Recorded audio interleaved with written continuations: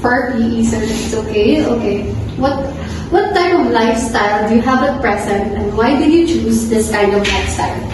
Or say lifestyle ang naano mo karon, ano mong gipili siya na lifestyle? Good.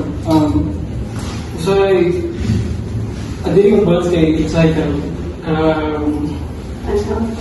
Unhealthy. So I chose this kay wala ko mag-improve sa ako body and mental health. Okay. That's good.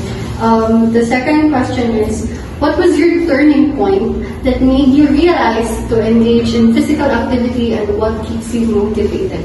So, unsa ka na reason nga nung ma-engage ka ng exercising sa gym, kung sa'yo naka-motivate niyo mo para mag-exercise? Good.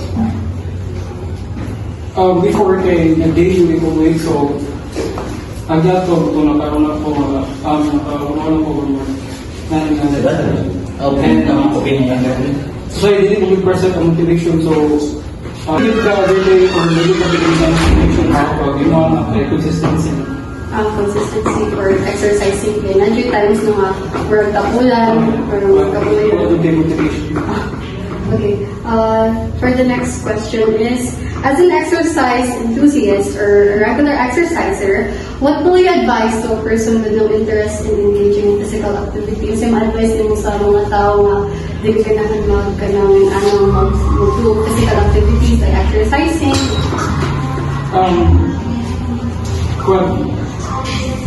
Siguro kaya sila close kaya may abot